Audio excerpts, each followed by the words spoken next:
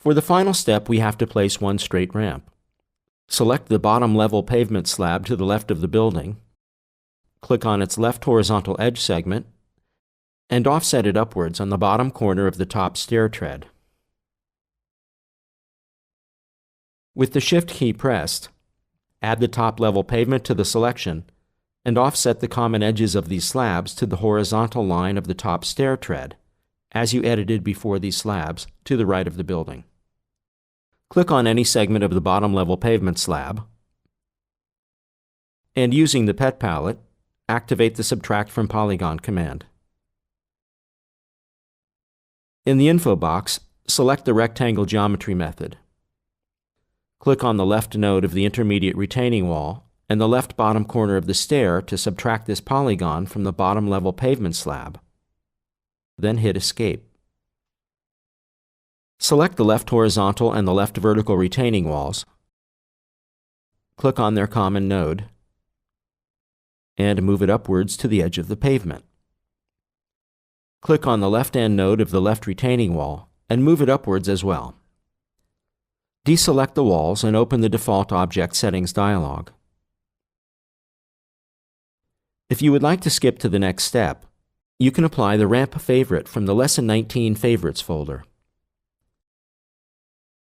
In the search field, type the ramp keyword.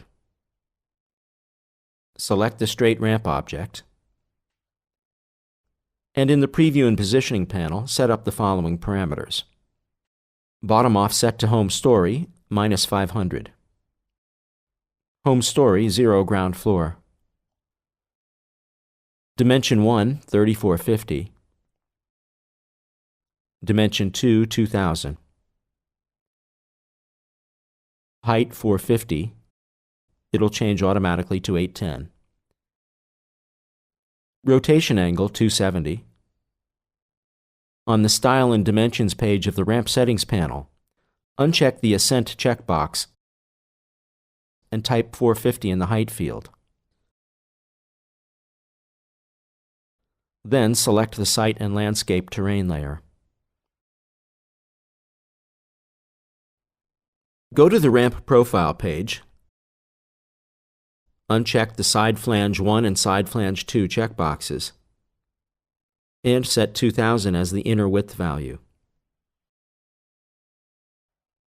Finally, switch to the Representation and Materials page.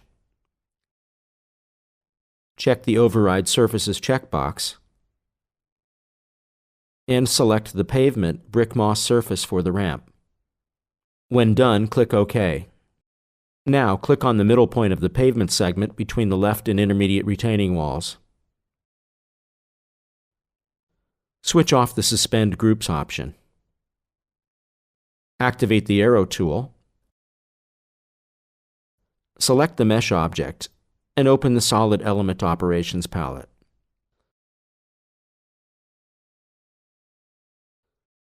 The mesh has already been added as the target element.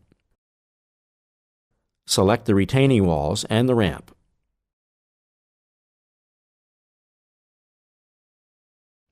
Click on the Get Operator Elements button.